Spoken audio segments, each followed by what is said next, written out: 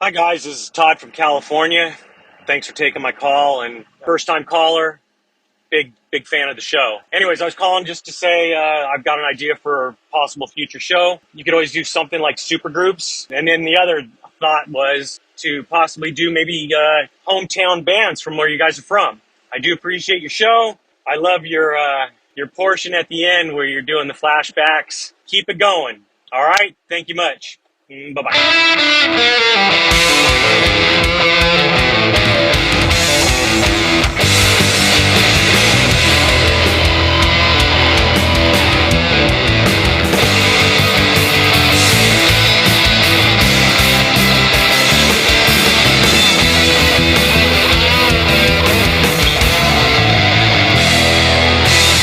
Hello and welcome to another episode of When Records Ruled, the podcast where we share our love of rock music and pop culture from the 70s and 80s and take a few B-side tracks down memory lane along the way.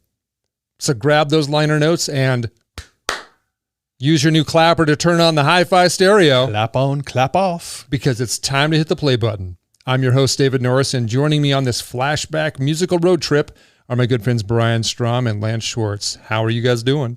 Well, I've got something to say. It's better to burn out than fade away. That's right. I said, welcome to our show. Oh, also nice. Yes. So in this timely episode, if you haven't guessed it already, we will be discussing the Def Leppard album Pyromania. We'll hear what was happening around the time of the album's release, wrap it up with a personal rating of the album, and then we'll end the show with our Remember When segment. A fan favorite, I'm told. Yes, yes. To get us started, Lance has some details to share about the album. Yeah, I've got a lot of details, so cut me off if I go too long, guys. Well, tonight we're talking about Pyromania, the third studio album by Def Leppard, released on January 20th, 1983. Released in the UK on something called Vertigo Records, which I learned a little about, and then in the US on Mercury. Vertigo is a European label to various hard rock bands. A lot of hard rock bands like Bon Jovi, Rush, Kiss were all released in the UK on Vertigo. Wow. Rather than the Mercury label in the United States. So they must have had some sort of arrangement. Anyway, first studio album by Def Leppard to feature guitarist Phil Collen. We'll probably talk about why that was a little bit later. Probably get into that. Yep. Produced by Mutt Lange, the famous Mutt Lange. According to some, the album was kind of a shift away from the band's traditional heavy metal.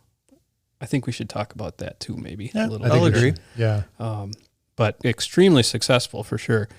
It charted at number 2 on the Billboard 200, number 4 on the Canadian album chart, number 18 in the UK, interestingly. Yeah, I thought that was interesting too when I saw that. And there's a little backstory on that as well.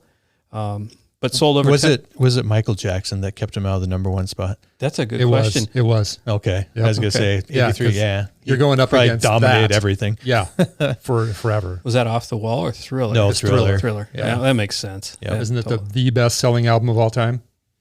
Might be. Probably. I think it is. Photograph, Rock of Ages, Foolin' all became top 40 singles. Photograph peaking at number 13, Rock of Ages at number 16. In 2004, the album was ranked number 384 on Rolling Stone's 500 greatest albums of all time. In 2015, Rolling Stone ranked Pyromania at number 17 among the 50 greatest hair metal albums of all time. And in 2017, the same magazine listed the album at number 52 on the list of the 100 greatest metal albums of all time. That is big stuff, yes. That is pretty high praise so for I that. can't wait to get into a little more of this album. I think there's a lot of fodder here. So for an even better frame of reference, Brian is going to give us some information and fun facts on what was happening around the time the album was released. Which was January 20th, 1983. Top bands, Lionel Richie, The Police, Men at Work, Billy Joel, Culture Club, and Duran Duran. So that gives you a little flavor of, of kind of the new wavy kind of groups. That's a wide range of bands right there. The world was screaming for something like Def Leppard. Totally. Yeah. So the top songs that week, number 3, Dirty Laundry by Don Henley. The Girl Is Mine by Michael Jackson and Paul McCartney, like we spoke of earlier. And Down Under by Men at Work was number 1. Top shows of the time. Some of these are going to come up on various episodes, but MASH, Dallas, Dynasty, Magnum PI, and the A-Team.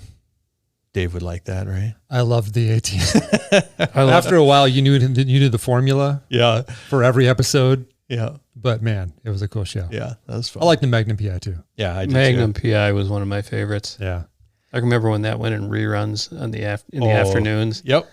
Over lunch break. Yeah. I used to watch that every day. on the West Coast. No, that was out here. Okay, Yeah. I came home from college in about I guess that was 87 or 88. Every afternoon it was on, Yep. and I'd watch an episode. Yeah. I like that show. That was good. All right, top movies of the time. Tootsie, 48 Hours, An Officer and a Gentleman, and E.T., Oh yeah. which Some big movies there. which my kids were just petrified of, and to this day will not. Really, You just mention E.T. and they, because he looks so weird. yeah. Yeah, I mean, it was kind of a creepy show. And they were young the We first were time we introduced them. Like, oh, this is a great movie. You'll love it. Well, apparently not. So they're cursed for life. But top parenting. Yeah. Top toys, He-Man action figures, Oh wow. Atari, BMX bikes, and Commodore 64. Yes. yeah. Yes. I tried to learn how to program on a Commodore 64 in high school. I think the only reason I passed that class is because my teacher was my track coach, Yeah. and he didn't want me to be ineligible. Hey, what a guy. I wasn't that Do good what you can. in either, but Yeah.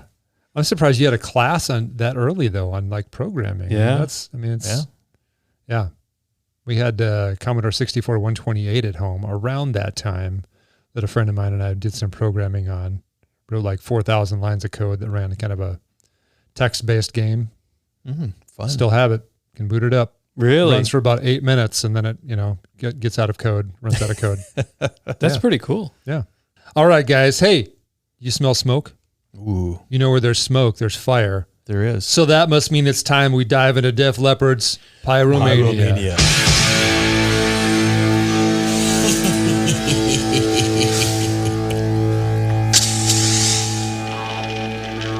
So before we get into talking about the band and some individual tracks, I want to know if you remember when you first heard songs from this album and what your impressions were. Either one of you. I do remember. So my brother Kevin had the High and Dry cassette. So I was pretty familiar with them, really liked the stuff. They had 2 or 3 videos, kind of just live action videos from High and Dry. So I liked them. When Photograph came out and the video, I mean, it was all over MTV, and I just really liked that song, the sound that they had, which was very different from High and Dry, much more produced, very slick, but very good song. And then I specifically remember on my paper route, I'm 12 years old. I have one house I delivered to where the porch is on the side of the house. So I had to ride my bike up to the side of the house between 2 shrubs and drop the paper. And I'm listening I got my Walkman on, listening to the radio. And they said, here's the new song from Def Leppard, Rock of Ages. And then I hear that, and I was just like, whoa, what is this? And that day I went out and bought the album. You did? Yeah. You're like, Because I'm like, I got to hear this Rock of Ages again. Now, shortly after that is like all you heard. Yeah. But that was when I went out and bought the album. You just actually sparked a memory of like, yeah, back then you couldn't just, I want to hear that again. Mm-hmm. If you heard something on the radio. Yeah. I just take that for granted now because Right. everything is so easily accessible. You just look it up. With Spotify or Apple Music or wherever you have your music that you can just like, I'd like to hear that. Well, just go do it. Yeah. Yeah. And back then you're like, if I want to listen to it again, either you have borrow it from a friend or Yeah. you go buy it. Yeah. Lance. I could say one more. yeah, That go just ahead. reminded me too of just Rock of Ages. I could talk about it later, but I remember going, a girl in my class Jenny Lindsay had a party at her house. Ooh, and I Jenny specifically, I specifically remember hearing this song there, and she had big speakers, and like one was in one room and the other speaker was in the other room. So I'm listening to the song and it's in stereo, but I'm only hearing the one half of the song. Yeah. Oh, yeah. Because I'm in that room and I'm like, what is going on here?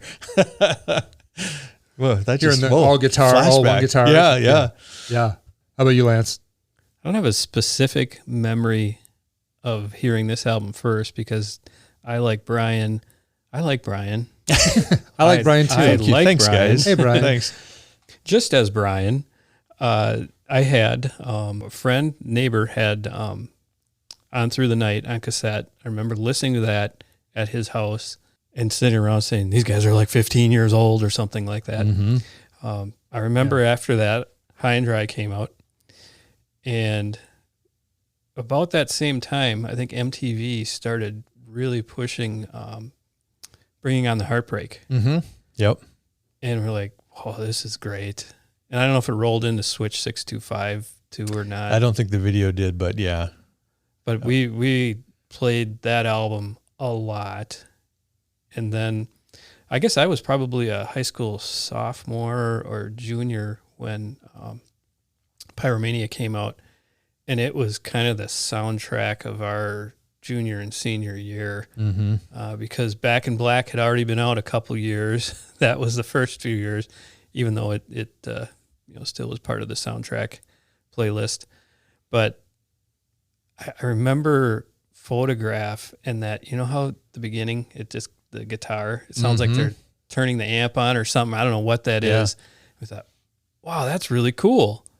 And then of course the riff is probably a top 5 riff of all time. Yeah. And we played it a lot, covered front to back. Yep. So yeah, I don't have that specific remembrance. Kind of like when we talked about Boston, I know exactly where I was and when I got it.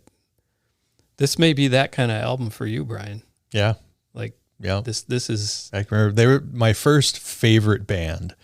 So Yeah. I had the Def Leppard poster on the wall. I remember being at the fair and you could win a t-shirt. So I won a Def Leppard t-shirt, which said rock till you drop on it. Had the front cover on it, kind of Nice. the 3/4 sleeve, Yeah. blue sleeves. Oh, yeah. Black shirt. So I even had it was like the logo, the Def Leppard logo, 12 by 12 glass thing. I don't know if you guys remember winning those at the Oh, fair. yeah. Totally. Yeah. So I had one of those. I had it. I didn't have it framed. I just had it in the glass, and somehow I tried to hang it on my wall, which, I okay, can guess how that went. right above the head of my bed. Oh, no. And it did fall one night, but I had my Def Leppard poster right under it, and it caught on the poster, which kept it from falling to the ground. But it did rip my poster. Yeah. But I'm still alive today. It was right above your head. Yeah, it was right above my head. How about that Def Leppard logo? Yeah. And Dave, you're the font man. Can you identify that font? Dude, no, that's got to all be custom. It looks kind of Nordic in a way. It Yeah. was, I remember, writing this on my, my textbooks and my folders. Doing the Def Leppard logo thing all the time. I did that with a lot of different logos. I Yeah. never did it with this one. I may have done it with this one, just, not outlining anything, but just Yeah. being able to write it. But I would do that with like Rat, Dio. I could write this right now without even looking. Oh, could you? I could just Yeah. I did it all the time. It's very unique and iconic. And they got the idea from Van Halen. Led Zeppelin. If you look at the logo, Oh, DEF LED, yeah. ZEPP, LEPP. So they had the Led Zeppelin idea and when they came up with how to write it. That's cool. That is cool. I'm a little older than you guys, and I say that every episode. Wake up, Lance. Yeah. Speaking of band logos and whatnot, I always thought Styx was kind of cool, and because they've stuck with that for years as well. And I think it was 8th grade. We had this thing called an art fair at our grade school, and you had to submit 2 or 3 art pieces of art even if you weren't an artist. Well, who was an artist at that age? I bet you were. Well, I mean, everybody creates art at that age. That's True. You aren't Dave. really an artist. You're still all feeling it out. Oh yeah, exactly. Yeah. So one of the mediums that we had to submit was rug hooking. Oh yeah, I remember those. Yeah. I remember. So you know what I did? What'd you do? Styx logo. Yeah. If it would have been 4 years later, it would have been a Def Leppard logo. Oh, yeah. I thought it was awesome, but Yep. the judges didn't think so much.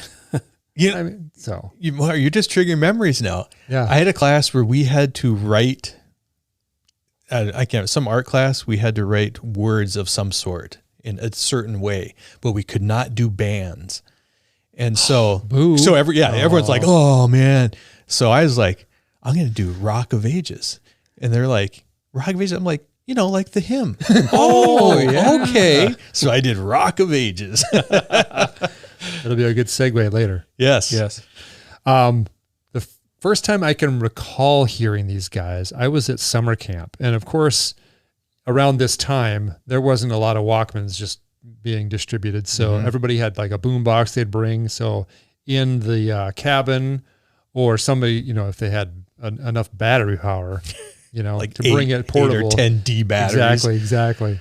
So we would like have it out playing like basketball on the gravel court or something like that. And I remember hearing a lot of songs from this album, but I never had the album. So when I went back to re-listen to this, I was surprised that I knew almost every single song on this album. And I thought, wow, I didn't own it. I probably don't remember much more than like 2 or 3 popular songs, but I was surprised at how much I did remember of this. And it was awesome. You played it a lot, just like everybody else. Yeah, I must have. And I don't know if, I had a friend, a pretty close friend who had it on cassette. Yeah. You were he must have around just people who had it. Yeah, exactly. Yep. So just surprised I remembered as much as I did. Even the hidden track at the end, which would randomly pop in my brain. Oh, Yeah. You know what? I heard that last night, and I'm like, what is this? Yeah. Oh, we'll get to that. Okay. We'll tell you what it is. That's right. Yeah. A few questions before we get into the track by track talk. So would you guys consider this band one of the first arena rock bands? Maybe.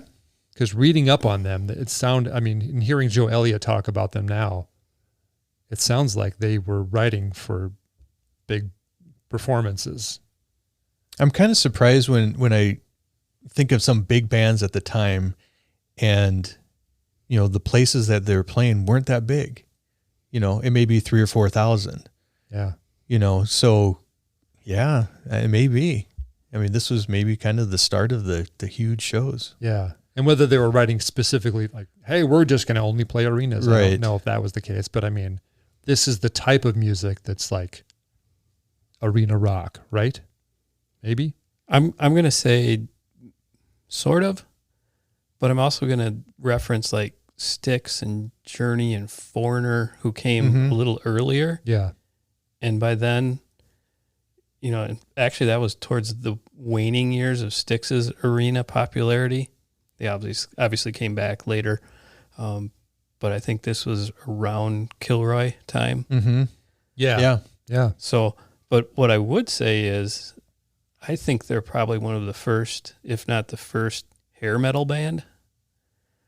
Because you think about who followed and how they copied, Poison, Warrant, Motley Crue. Well, Motley Crue was about the same time, but this sound, especially Poison, Warrant, name some others from that era, you guys. I can't think of any. Can't remember any? You scared me. This wasn't in the script, Lance. Yeah. Just kidding. But this is something I had been thinking about prior to recording, that I don't think there were any real hair metal bands before Def Leppard. I think the sound that was created on this album was the blueprint for, like you're saying, these bands that followed. Yes. The more slickly produced, more controlled. And yeah, you start listening to albums after this time. Rat. Yeah. So yeah, I agree with that. And I think they copied a little bit. Oh, totally. Yeah. I think they did too. And I agree with that. And then what's interesting too is Hysteria was like brought this to a whole nother level which was like 4 or 5 years later. So they had this big gap of nothing where all these other bands are following, doing what Def Leppard has been doing now for a few years. Mm-hmm. And then all of a sudden they come out with Hysteria, which was just like Pyromania on steroids. Yep. And so they topped themselves and like set a whole new standard again. So that Mutt Lange guy, man. Yeah. Right. Yeah. I would like to talk to you about about him too, but, I saw a note on this and I didn't realize that it was as big an album as it was, selling 10 million copies. Mm-hmm. Hysteria also sold 10 million copies. So they had back-to-back albums that sold over 10 million copies. And they're only one of a few bands that have ever done that in the rock, like one other one in the rock category. So that's some pretty big staying power. Yep. And it speaks a lot to their, work ethic and Mutt Lange, I think, keeping them on track too. I'm really surprised that Hysteria was not more than 10 million. It probably At is. least 10 million. Yeah. Yeah, they just got that certified diamond kind of thing. But yeah, it's probably, I don't know, but I would say more like 17 million. I think that was a number that was in my mind too. Yeah. So yeah, it was bigger than Pyromania, no doubt. Do you guys like Hysteria or Pyromania better, or is that a question for later? Wow. I like both of them for different reasons. Probably time in my life kind of reasons, but I would agree with that. I mean, I bought Hysteria probably because I heard Pyromania so much, but I bought Hysteria, and I was telling Brian about this a while back. A buddy of mine and I went to hang out on our strip where I lived, cruise the strip, on a car, and I had forgot to pack music. And the only cassette in my car was Def Leppard Hysteria. You have told me that story. I told you that. I mean, I'm probably told Brian at some point too. So we listened to that over and over and over until we got sick of it and just had to turn on the radio. So I knew that album very well. Yeah. I agree. They're both great albums. I think the progression of Def Leppard with, if you go from On Through the Night to High and Dry, of course, that's the sequence.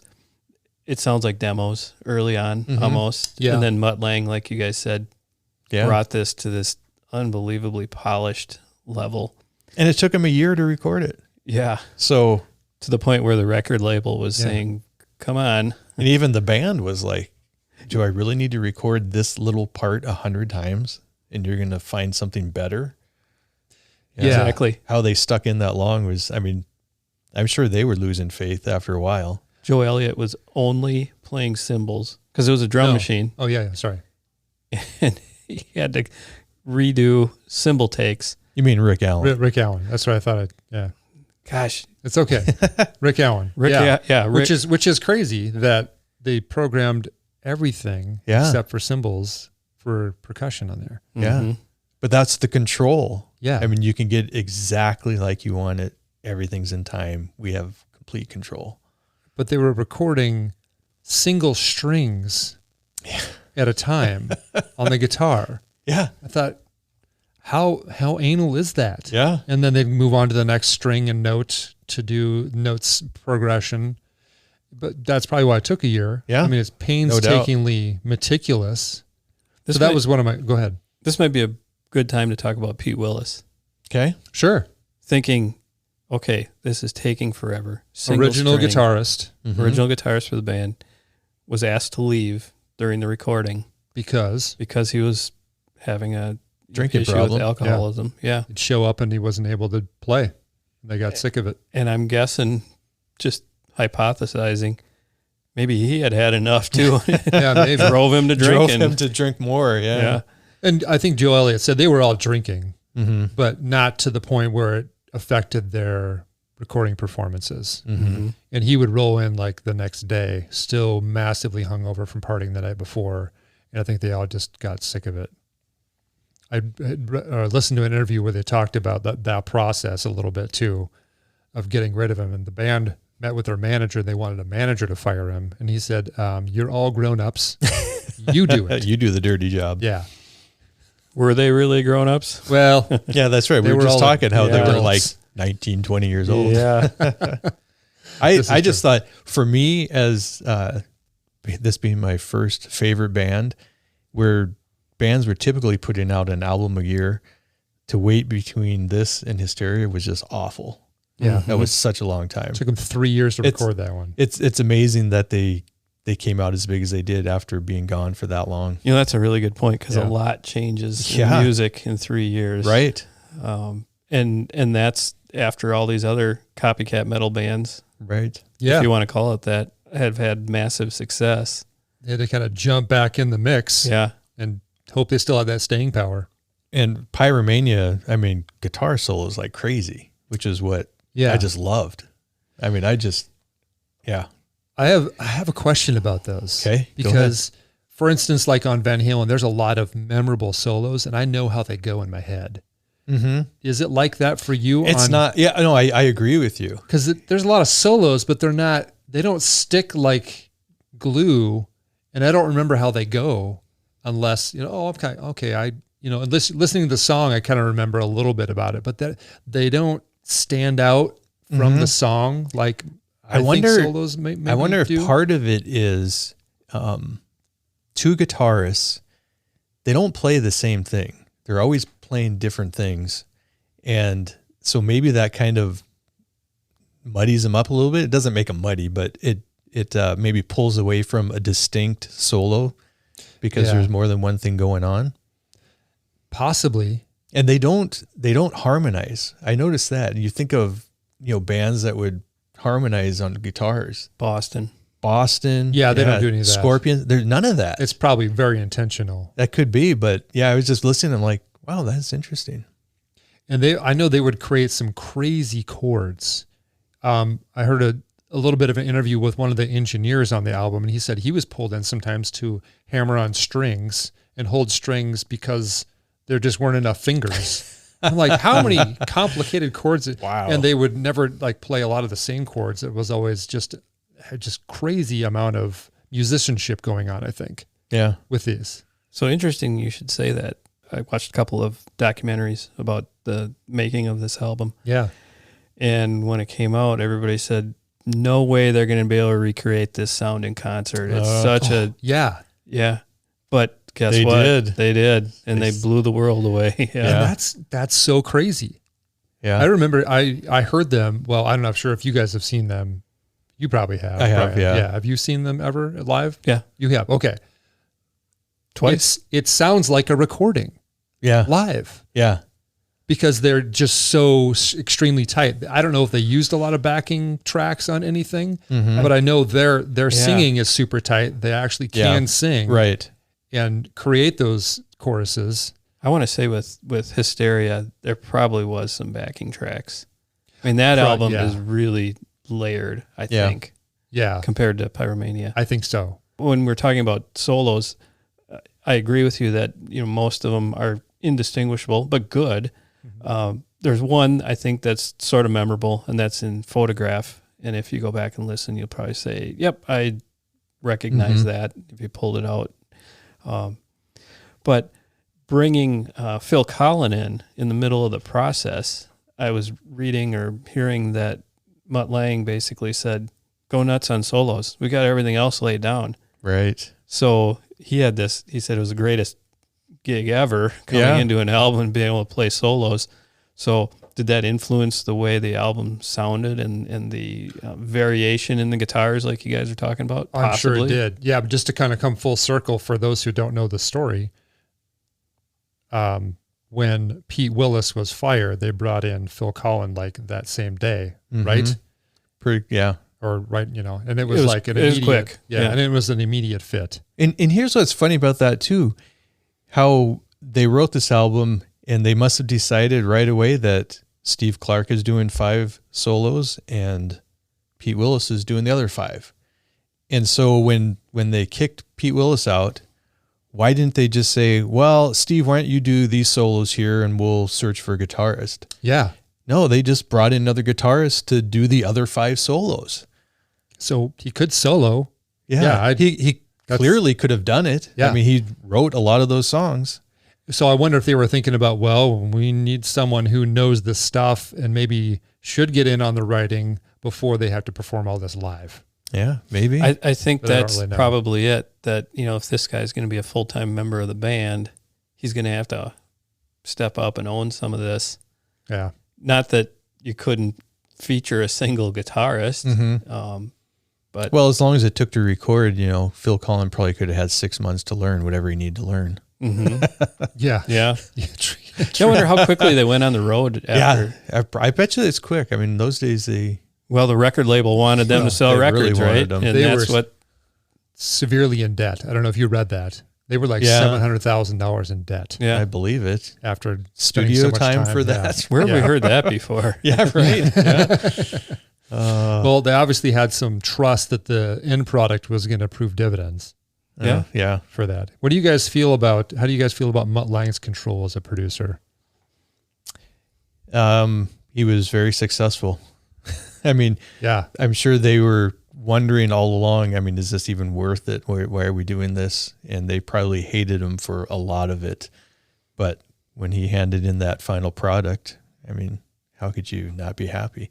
He produced the album before this though, didn't he? He did. So very different. Yeah. So I was wondering what Extremely happened different. between those two albums, or if that was a lesser meticulous treatment with the guys, And because he almost drove everyone mad with this album. he did Back in Black too, right? Yeah. And did he That do was- Highway to Hell? Yeah, I don't know. I think it would be worth going I down think that he did. road a little bit and figure out what else he produced prior to AC/DC and Def Leppard. If you look at like the AC/DC and then going to High and Dry and On Through the Night, a similar sound. I mean, not exactly the same sound, There- but you could tell the recording style was, it was kind of a raw sound. Back in Black was maybe a little more produced than say High and Dry. But yeah, then after when they got to this, completely different. yeah. I read that High and Dry didn't sell particularly well, maybe Right. 250,000 or something like that. Yep. And there was some consternation amongst the members, and Mutt Lange said, I still believe in this band.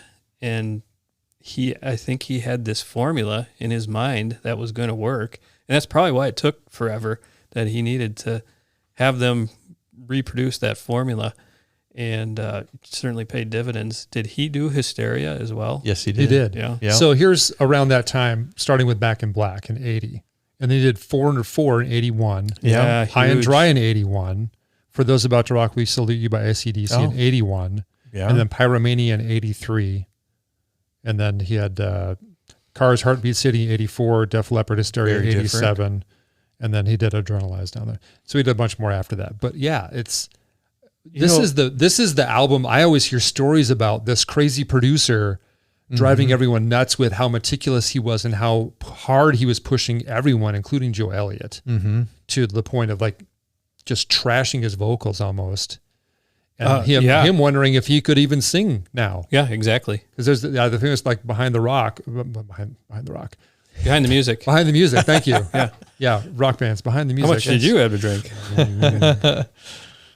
But there's covering that album, Joe Elliott's talking about how Yes. hard he was being pushed, and he kind of thankful after the fact, obviously, because Yeah. they worked with him again.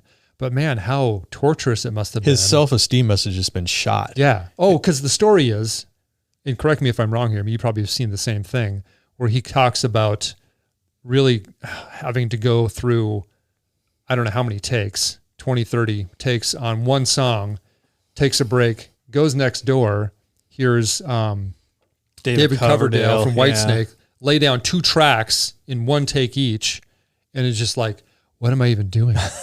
Apparently I can't sing, Yeah. and just severely doubting himself. He can't sing like that. Yeah. Right. Yeah. He was in his head. He at did that okay. point. He did okay. Yeah. He recovered. Yeah. Mentioning all those albums that he produced, Foreigner 4, Heartbeat City. I mean, these are all kind of departure albums for those bands as well. True. That That is true. Their sound matured, maybe, or became more top 40, certainly. Yep. And, he had the formula to sell albums. Are they their best albums? I don't know. Maybe some of those. They're I mean, most popular. Yeah. They're Sold popular. the most, but Yeah. Yeah, that's best is, personal opinion, right? I Right. Yeah. Subjective. I bet you in a lot It's of subjective, yeah. cases, someone would listen to this and then listen to their previous stuff and go like, "Whoa, I don't like that other stuff." Yeah. Yeah. I like this. Because some of those, like I was saying before, they sound like demos almost. Yeah, Yeah, the lot just more raw. raw. Yeah. Exactly. Yeah. All right. Okay, I got one more thing. Okay. Thomas Dolby. Oh, yeah. That, okay. I need to hear about that. So he did. I'm guessing since Mutt Lange produced Foreigner 4, and Thomas Dolby did keyboards on that album. Oh, I didn't know that. Urgent. What's the other big? Waiting for a Girl Like You. So he did that on there. So I'm wondering, he's like, I got this Thomas Dolby guy. We'll bring him over and have him do keyboards on this album. I never really realized how much keyboards are on this album. Same. They are all over, except they're not keyboard songs. It's just more It's Phil. keyboard effects, filling in layers. Let's make the guitars sound bigger. We'll layer some keyboards under it, which gives it this huge sound. Yeah. Yep. And so he was credited as Booker T. Boffin. Was that what it was? I don't know how you pronounce Boffin? it. Boffin. I think Boffin? it's Boffin. Boffin. Yeah. Yeah. Because I guess he was Blind to Me with Science probably came out about the time and they didn't want to confuse that or something. So I heard an interview with him talking about all this. okay. With Thomas Dolby. And it was like that. He already had a name out there and he didn't want to conflate the two. Like he was in this other band. Oh, so okay. he just Yeah. said, just put me under a pseudonym. And there's some of their story about how they got to Booker T. Boffin, just calling him something, a couple different names, and they merged the two. But yeah, that's exactly why. So he probably had a lot of fun. I mean, just coming up with sound effects and layering and doing all this. So because he doesn't have to write a song. All he's doing is filling in. So here's what he said in the interview really quickly. He maybe saw Joe Elliott once, but other than that, he was just working directly with Mutt. Okay. He'd come in. And he said, this is Thomas Dolby talking. It was a very manicured sound for a rock record. And a lot of what Mutt wanted me to do was sort of double the guitars and make them creamier and thicker. Yeah. Which is exactly what they sound like. Yeah. I'm wondering what they did on tour. Did they have a keyboardist back in the wings playing, or not that I'm aware of? Yeah. Of course, it was so loud you probably couldn't tell. I remember a friend of mine, Eric Hicks, went to this tour. He saw them on this tour, and it was a couple days after that, and it was after church, and he was telling me, I was at the Def Leppard show 2 days ago. My ears are still ringing. Yeah. Those are the days. I can understand that. Been there, done that. We talked about ears ringing on our concerts episode. So yeah. Go back and listen. That's right. And Lance's ears were ringing for 3 days after his first concert. Yeah. All right, let's get into talking about some tracks here. I'm just going to go through them, and then we'll back up and start talking about them individually and move on from there. So we begin with Rock Rock Till You Drop, Photograph, Stage Fright, Too Late for Love, Die Hard the Hunter, Foolin', Rock of Ages, Coming Under Fire, Action Not Words, and Billy's Got a Gun. And we'll follow that one up with a bonus track after we talk about that one, because that's cool, right? Yeah, it is. All right, Rock Rock Till You Drop. That starts off with quite a bang, almost literally. Yeah. I mean, I seem like I mention this every time. An album's got to start off with a big song, something that's got a big hook on it, big chorus, memorable, get you excited. Rock Rock Till You Drop does that. Pumps you up right away. Great opener. Yeah. It's one of my favorites on the album, actually. And I think, the guitar riff, it sounds a lot like stuff they would have done on the previous two albums. Mm-hmm. But the intro is probably the Mutt Lange part. It builds and there's the keyboards and all of that. Yep. Right away. But what really catches my ear in this are Joe Elliott's vocals. It's a really snarly kind of. Yep. He sings cool on this track. I wonder if this was like one of the 50th takes on the song. Because he's that raspiness. Because he's got a little of that rasp in it. Yeah. I really dig it, and it's a very very metal sounding voice. Right. I think it's a great guitar riff too. I mean, it just drives, and it's one of those you want to turn up in the car when you're cruising down the highway. I really like it a lot. Photograph. Yeah, like I said earlier, that was the song that really got me hooked on Def Leppard, and the video that was on all the time. Him wearing the Union Jack shirt. Yes. That was, which I have right here. We'll post that. We'll post this. With you wearing it. Size extra, extra small. I have no idea how I fit in that shirt. Well, because you were, what, 12? I was 12. Yeah. Yes. Yeah, That's for sure. Extremely possible when you're 12. So I remember, searching high and low for this shirt. It was not readily available at the time because it was so new. And who knew that was going to be, one of their trademarks, really, wearing that shirt. They probably didn't. No. And I have a funny story on that. School picture days coming up. Oh, yeah. I'm wearing my Union Jack? My Union Jack. Yeah. Def Leppard shirt. And I did. And then when the pictures came back, which at the time was usually like 6 weeks later or whatever, I bring them home. And my mom goes, "You wore your Def Leppard shirt?" And I go, "I forgot the pictures were that day." This kind of reminds me of, is that a Twisted Sister pin? That's right. On your uniform. So yes, I'll have to pull that picture out, and I've got my picture with my Def Leppard shirt on. That's awesome. Oh, yes. And I think my buddy Todd had one too. He didn't have it for the school day, but For picture day. yeah. How about you, Lance? Anything about Photograph? Well, I'm going to play off of what Brian's talking about with the Union Jack too. We were talking earlier about how the album was really more popular in the United States. Yeah. And Def Leppard was more popular in the United States than Britain. They maybe cracked the top 15 with On Through the Night anyway. And I was reading that the Brits were a little turned off because they had a song on the album On Through the Night called Hello America.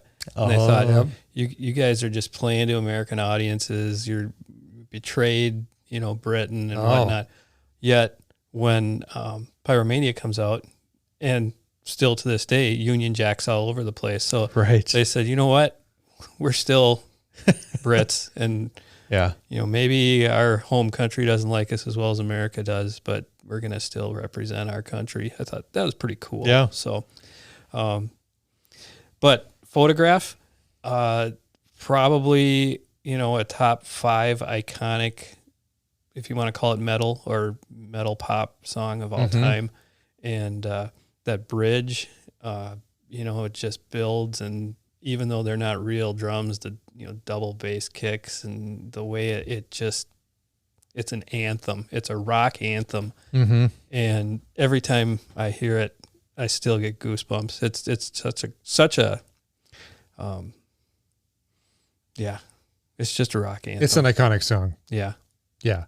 Same for me. It's anytime, it's just got one of those riffs that just sticks to you like glue. Mm-hmm. You can hear a few notes from that and you go, oh, know what that is. Yeah.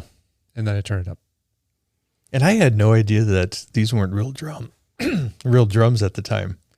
No, I didn't either. I didn't either. Who would have Yeah. guessed that? Because they sound so They good. sound really good. And Yep. then you watch the video. Well, Rick Allen's there playing the drums. Yeah. Why would you think that these were? It probably wasn't Yeah. until 10 or more years later that I found out that they weren't. It was a drum machine. I think it was yesterday that I figured that out. Yeah. They sound so good. And then you're trying to pick it out, right? You're like Yeah. pick it apart, like, okay, what part sounds like it was programmed or Yeah. doesn't sound quite like the, whatever drum it's supposed to be mimicking, Yeah. right? Right. But it sounds so good. So good. Do you think Rick Allen? Well, I'm sure he was kind of upset that he wasn't really playing drums originally, Yeah. but then he loses his arm a year After this. later after the this album came out. Yeah. So did this give him confidence that, oh, we can still do another album? I've done this before. I've programmed drums. I can make a whole album, no problem. Or does he go, dang, the last chance I would have had with 2 arms to make an album, and we used a drum machine. Yeah. Which way does it go? That's really hard to speculate. So I did hear that he credited Mutt Lange with inspiring him to continue to be a drummer. Mm-hmm. Really? Yeah. And he said he critiqued my drumming so much that it made me a better drummer. Even when he did, lose an arm. And wait, back up a little bit. So the critique of him playing drums prior to or during recording? I don't know exactly when he said that, but this was an interview, probably 10 years ago that I watched, that he really did credit Lange for inspiring him to be a better drummer. So however that unfolds, I don't know. But listen to this, though. After he lost his arm, he was really committed to continuing. Obviously, he wanted to still remain part of the band. So during his first show back, did you hear what he did? Mm-mm. He used the bone from his amputated arm to drum with. No. Yep. Wow. And the guys in the band gave him the nickname Shred Flintstone. Oh, my. I had never heard that story before. I hadn't either. either, but I read that. This wow. is... So I wrote that down in my notes that this is just unbelievable. Wow, I had never heard that. Yep. I'd heard stories about his recuperation and how he learned to drum again, but that's for a different album. That's a different level. Wow. Yeah, Yeah, it sure is. Wow. Okay. And then, of course, he learned to use his feet quite a bit. Right. He's got this modified drum kit. Yep. And That's all still doing it. After this album, thankfully. Yeah. Yeah. All right, we're moving on to Stage Fright. I had this down as actually my least favorite song. There's parts of it I really like, but I think the chorus for me just sounds like too poppy soft for some reason. I like the other parts of it though. But I know they open most of their shows with this. Which makes sense. Yeah. It makes a great opener. Yeah. I get what you're saying by being poppy. Yeah. I mean, if you strip this down, this is going to sound crazy, but it kind of, you can hear elements of this in some Shania Twain stuff that he produced. The poppiness Really? of that. Of that chorus? Yes. Really? Totally. I think with the chorus, I mean, you're talking about, it's not a big chorus. I mean, a lot of them are kind of, like we were saying, arena, big, layered vocals on these choruses. And this one isn't that way. It kind of does the opposite. Yeah, Doesn't he's not, you were talking about him just screaming and yelling on the chorus, and this was pretty subdued for a chorus. And it's like mostly like background singing, covering the chorus, and he'll throw in a little lyric, and then Stage Fright. Yeah. That part just didn't do it for me. It feels weird. Yeah, and then the chorus ends, and then it rocks again. Exactly. Yeah. So that's there's not a lot of bad songs on this album, but that's like my least favorite just because of that part. And you say there's really no bad songs on here because they spent so much time on each song. Oh, yeah. It wasn't like, okay, we'll spend all this time on this and then we need some fillers thrown. I mean, they probably, I'm sure there's some that they spent a little more time on, but you can tell by each of them, they're very, there's a lot to each song. So nothing was just thrown in there. Mm-hmm. Agree. I'm guessing that was the case in the next song, Too Late for Love, as well. I spent so much time with the intro on that one too. Oh, that spacey kind of intro. This is my Thomas favorite. This Dolby. is my favorite song. I'll follow the least favorite song with the favorite song. Yeah. Just because it just has such a slow build, and then that kind of just whooshes into the guitar. Yeah. And I get goosebumps every time I hear it. Yeah. And that kind of dreamy, eerie background vocals. Oh, yeah. It is a good one. It's so cool. I don't mean to lump Too Late for Love, Die Hard the Hunter, Foolin' together, but they all kind of have that feel in the middle part of the album. They're slower. They acoustic guitar. Yep. And they build. Yeah. So I don't know, if packaging this album, that was intentional, but you start off with, 3 real bangers, as they say, and then it goes kind of, and these three, Too Late, Die Hard, The Hunter, Foolin', I think are more reminiscent of Bringing On the Heartbreak. That kind of the writing is similar, and they're more of the metal sort of stuff than the poppy stuff that you guys we were talking about earlier. Yeah. So, but yeah, I mean, again, they build and listenable all the way through. Yeah. You're right, though. I never really analyzed it like that, but those three kind of have a formula, right? Where they kind of have this cool mystical intro almost, and then they build into just kicking it into the song. Big, I mean, the guitars get really big. Yes. Yeah. And that's where the twins, the two probably complement each other the most in these types of songs. I've been listening to this so much lately. I woke up this morning with Die Hard the Hunter in my brain. Yeah, Die Hard the Hunter's right now. I go through phases over the years, but that's one of my favorites right now. It's very catchy. My just a quick story. My brother, who died just a couple weeks ago, he and my brother-in-law, we used to always do the song of the day, where we would text each other just a line from a song, and then we'd try to guess what it was. Yeah. Like a song quote. A song quote. Yeah. Yeah. So just, this was the last song of the day that we did together. Wow. And he sent me the line, he's got a bullet and it's got your name. And that was Die Hard the Hunter. Did you know it? I knew it. Wow. I guessed it. He was like, wow, I haven't heard that song in a long time. This is Brian's first favorite band. Of course he knew it. Yeah, for sure. Yeah.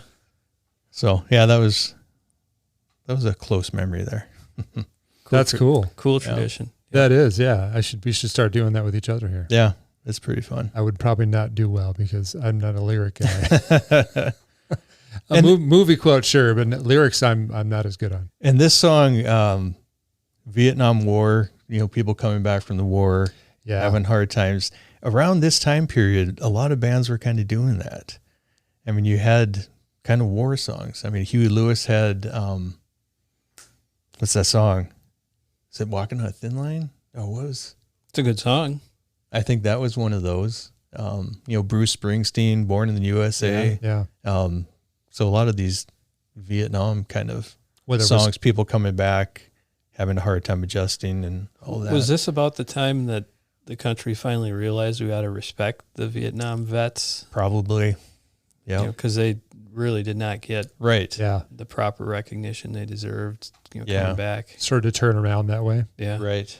You looking that song up? I'm looking up Huey Lewis. Yeah, Walking on a Thin Line. It is. Yep. Wow, I never knew that.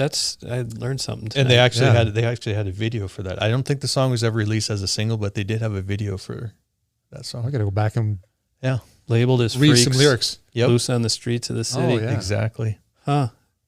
That's what that's talking about. Thanks, Brian. That was a good lesson. Yeah. I think we all learned something here today, gentlemen. I hope our listeners did too. Yeah. Should we move into Die Hard the Hunter? No, we're already talking about I'm moving out. Yeah, we're moving out. What do you got to say, Lance? Again, before we move on. Nothing more than, I kind of lumped those three together, but not in a way that I don't like each of them individually. But Foolin' was, what did that reach on the charts? That was, I know, a top something. 20s probably. They're all radio staples still. Yes. I mean, if you listen to classic rock, there's probably 5 songs on this album that if you put on a classic rock station on any given day, you're probably going to hear one of them. Yeah. So it's not quite Back in Black, but it's pretty darn close for the number of radio staples. And Foolin's definitely one that I hear quite often. Yeah. Let's move on here to Foolin'. I dig the song a lot. It's another slow builder, but when you get to the bridge in this song too, the guitars are kind of roaring, in my opinion. It's just really fun to listen to. And go ahead. These songs are not, some might say they're formulaic, but I think they're more melodic, but there's a lot of changes throughout. and it makes some of these longer songs really interesting to listen to. Rock of Ages, then. Let's get into it. Is it Guntart, Gleben, Glauten, Globen, or is it Untart? I thought it was good. I think it's good too. Gunter? Yeah. So did you hear, should we talk about that? Yeah, let's talk about the story. Here we are. Where'd it come from? Who wants to tell the story? Go, Lance. Go. The way I understand it. That's not it. No, you're wrong. Nope. Dave, you want to take this Go. one? No, I'm kidding. Go ahead. Does anybody know? Yeah. Yeah. We all know. Well, okay, tell me if I'm right then. Okay. So We'll correct you. these recording sessions, the mega recording sessions, 11 months on, were getting a little tedious, and everybody was sick of counting off 1, 2, 3. So one day Mutt Lang comes up with this Guntart, Gleben, Glauten, Globen to count off Yep. the beginning of the song. And everybody just cracked up and thought it was so great that we're going to keep that on the album, even though it has absolutely nothing to No do. meaning. Yeah. Yep. It's gibberish. You're Yeah. right, Lance. You're right. Yep. Confirmed. Of course, in high school, we thought, what language is that? Yeah. Oh, that's Is that what I was German thinking. or something? People thought it was German. German. To the point, to Yeah. the point where we went to our German instructor, and he's like making stuff up, telling us. awesome. So he just played right along with it. Oh, that's great. He was a cool German instructor. Oh, Credit to man. your instructor for pulling your leg. Yeah. I think Mutt was the one calling it off all the time. He just got Yes. sick of saying that, all that. So he was just making up whatever then. And it morphed into that. Fun stuff. But how about, I mean, that's kind of iconic at the beginning of the video then too, Yeah. Yeah. right? Yep. It's pretty cool. Yep. And- It's a anthem again, anthem rocker. Big. Made for singing along in the arenas. That playing along with what we were talking about before. And going through the verse, no guitar. It's just Yeah. the keyboard. Oh, yes. Yep. So Let's- Rock of Ages, yeah, does Rock of anybody know where Ages. the title came from? I do. You tell Yeah. that story. No, you tell this one, you Dave. tell this one. Okay, I'll tell Let's it. all tell it at the same So time. they Was it in the studio or something? it's in the studio. Yeah. They came into the studio one morning after a choir had been there the evening before recording some stuff, and they were recording Rock of Ages, the hymn, and they had left a hymn there and it was open to that page, and Joe Elliott saw that and thought, that just might be our chorus. They were looking for a chorus. They were right? looking for Yeah. a chorus And and, kind of started singing that. And Mutt's like, yeah, thumbs up. And That there is- it was. Totally wild. Isn't that crazy? And now the Rock of Ages Broadway play, Right. Yeah. it's been used quite extensively. Yeah. That- And the Offspring used the Untergleben, Glauten, Globen thing at the beginning of their song. Oh, Yeah. did they? Yeah. Yeah. Because Pretty- somebody pretty compared f- them to the Def Leppard of their time. Yeah. So it was kind of a stick you to the record companies or Well. critics. Okay. Yeah. Do we have anything about those last three, Coming Under Fire, Action, Not Words, or Billy's Got a Gun? Just Billy's Got a Gun. Okay. Coming Under Fire don't have a whole lot for. Action at Words, you got a kind of guitar slide intro, which I thought was kind of unique. I don't hear that in any That- other songs. Of all the songs on this album, this one to me is the one that doesn't fit. Okay. And if you listen closely, I would say this is a little AC/DC influence, Steven. It's very chordy, riffy, and it doesn't wander differently like some of the other songs do on the album. It's very predictable. Mm-hmm. It's a good tune. He even sings more like I want to say not that raspy, gnarly, Yeah, in a snarly. normal It's- register. So it's, to me, it sounds a little more poppy and could have fit on, in my opinion, on an AC/DC album or something like that. Go back and listen, see what you think. Yeah. Sometime. But Interesting observation. It's not like the other songs on this album, in my Okay. opinion. All right. So Billy's Got a Gun.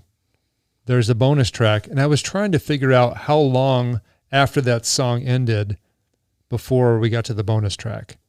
And I don't have the cassette anymore. I couldn't time it. I couldn't find anywhere on the internet how long. It's pretty quick. It's right away. It's right away. Maybe 10 seconds. Maybe I'm thinking of like Endless Nameless off of Nirvana, where it's like 12 minutes or something like that. For them to call this a hidden track, which I've kind of read. Yeah, it's not really. It's not hidden. It's just an unnamed musical part that they threw on the end of the song. I always considered it a song, an ending to Billy's Got a Gun. It's just like a cool ending they tagged on, right? Do you guys know the name of this, by the way? No.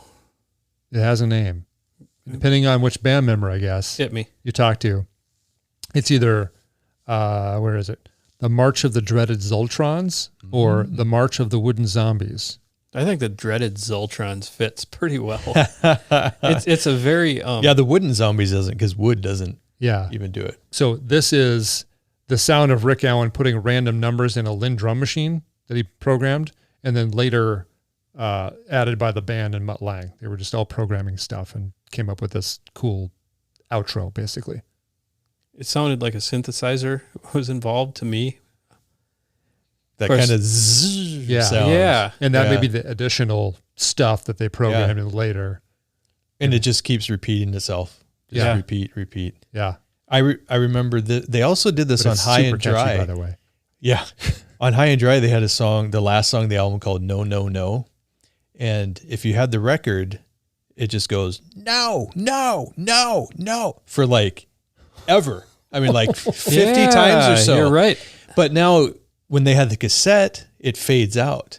And if you bought the CD later on, it fades out. They remastered it, I don't know, a few years ago. It has the fade on it. So if you have the original record, you'll have that. This kind of does the same thing. It's just a long ending droning out. And I remember having the record, and these things ran to like the very, very end of the record. So it's like the needle got to the end with the last word, and boom, then that needle was coming off. Whereas, a lot of records, when it plays that last song, there's dead space before the needle pulls off and comes back. These are like right to the end. So it seems like they wanted to use up every second that they had. Yeah. And they did. And that's why they were so long. I haven't listened to it enough to even have a picture in my mind of what it sounds like, but it reminded me a little bit of Sunday Afternoon in the Park. Oh, yeah. Oh, yeah. Yep. That driving bass synthesizer sound. Yeah. Yeah, on Fair Warning, right? Right, yeah. Correct. Okay, so I have one last quote here from Joe Elliott. He said, I remember meeting Phil Lynott. He's from Thin Lizzy. We delivered Pyromania, and with us sharing a label with Lizzy, he'd heard it. So he put his hand on my shoulder and said, hey, I heard your album. It's the reason I've split the band. I can't compete with that. And Joe said, the crappiest backhanded compliment I've ever had. Said, I wish I had been brave enough to shove him up against the wall and say, well, make a better album then. But I just said, oh, and scuttled off. Yep. I thought that was hilarious. I have heard that as well. And Phil Lynott was probably right. Yeah. Oh, yeah. Well, I read too about that time. They were already pretty much almost disbanded. I have a question. How would you guys categorize this? What genre? Is it metal? Pop metal. I would agree with that. I've heard people call it accessible metal. That's an interesting term. I've never heard of that. So that's like metal light. Maybe I came up with that even. Metal. That's right. Trademark Lance Schwartz. Metal for the ladies. Accessible rock. It certainly had mass appeal. Right. You think of earlier metal bands, Black Sabbath, Iron Maiden. 90% male audience. Totally. Well, going back to the hair metal comment you had, I mean, this was a band that a lot of females got into. Yes. And so your accessible rock label or rock light, I mean, may have been kind of that forerunner for all of that. I think it probably is. Yep. Because what else? I mean, Brian's list of what was going on in music at the time was kind of depressing, really. I mean, it was okay, but what else was, not like this on the charts? Right. There's nothing like it. Yeah. It was all Lionel Richie and what did I see? Tony Basil. Hey, Hey Mickey. Oh yeah. That kind of stuff. Yeah. Air Supply. Right. It just, then this came along and everybody's like, whoa. This is the opposite of those. Big time. Yeah. Yep. So, And to find its way into the top 40 just exposed it to everybody. yes. And I'm sure MTV obviously had a lot to do with it. They loved Def Leppard. The Union Jack Yes. notwithstanding. Yeah. Yep. All right. It's time to give our personal rating of this album from 0 to 10. So where do you guys stand on this one, Lance? I'm going to go a 9. That's a big number. It is a big number. And I will tell you, before I started listening in preparation for this episode, I don't think I would have given it a 9. But it's, again, like Boston and some of the Van Halen albums, it's listenable all the way through for me. Agreed. I had it on the headphones, noise canceling AirPods Pro last night when I was mowing the lawn, and I put it back on again. And I'll probably go back to this album more often than I used to, just because of this study that we did for this episode. So I'm going to give it a 9. I know that's a little generous, but as far as hair metal bands, back to our discussion, I don't think for me there's anything much better than this. Accessible rock. Accessible, yes. How about you, Brian? I'm going to agree with everything Lance said. I'm going to give it a 9.5. Wow. Well, I could go 10, but it's a 9.5. Solid. Very solid. Yes. Yeah. Thanks for the vote of confidence, Brian. Yes. I'm going to go a little lower than you guys, just because I know there's other albums out there I'd probably like a little bit more, but it's an 8.5 for me. I'm going to use decimals this time. 8.5. It's just, I get a great feeling listening to this album from front to back. You know, there's a few hiccups for me, like I mentioned before, but it's really just this masterful creation. And obviously it's Labor of Love by Mutt Lange and company. It's just a great album. Okay, guys, it's time for Remember When. This is a segment where I ask Brian and Lance their thoughts about something we grew up with but may no longer be around today. Today's item is truly a thing of the past and does no longer exist today. Saturday morning cartoons. So I'd like to know maybe some of your favorite cartoons and maybe your favorite cartoon watching food. So I'll go through maybe some of my top favorite and see if you concur.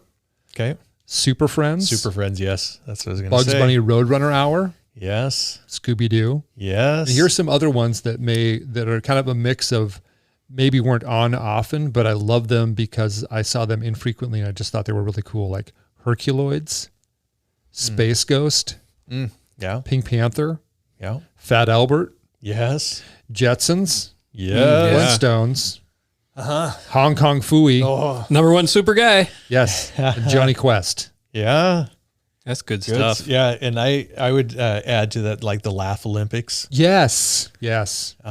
Stop the Pigeon. Also that was kind of the same company. Hanna-Barbera. It was Hanna-Barbera. Okay. Yep. The Wacky Racers. I don't know if I It recognize was that the one. Hanna-Barbera characters doing a race. Okay. And you always had,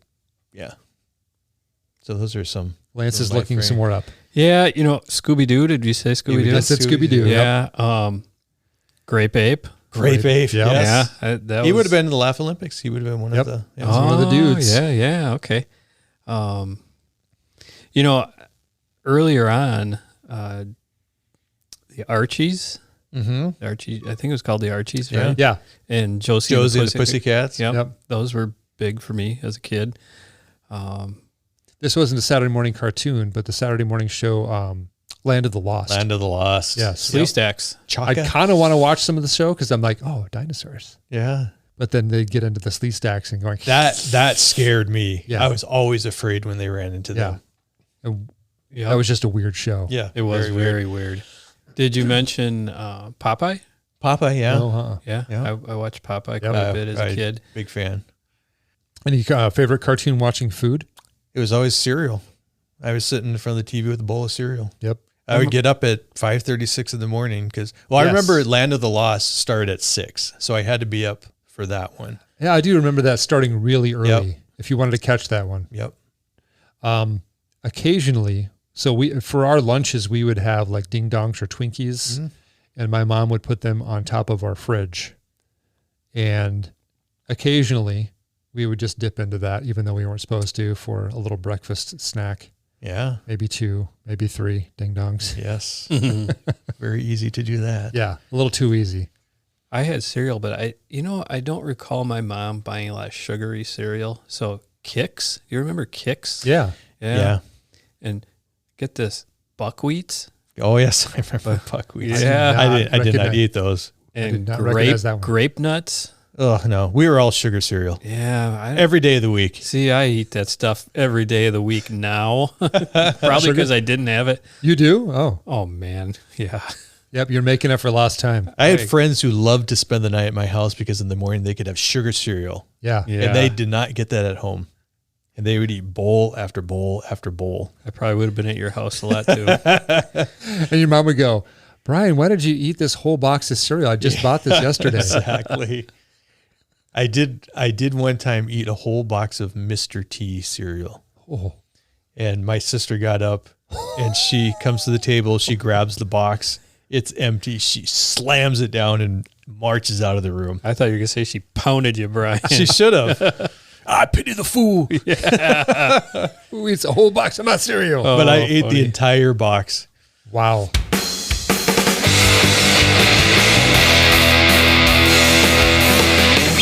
All right, guys, that'll do it for today.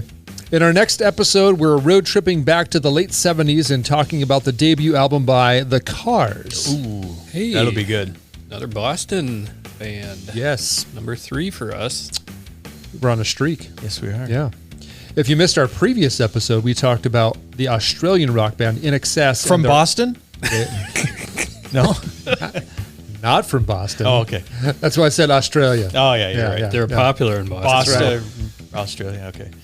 The In Excess album Kick. So if you haven't listened to it yet, go back and check it out. If you've enjoyed this episode or even just tolerated it, would you do us a favor and share the episode link with a friend to help spread the word about When Records Ruled. Also, let us know what album or topic from the 70s or 80s you'd really like to hear us talk about during a future episode.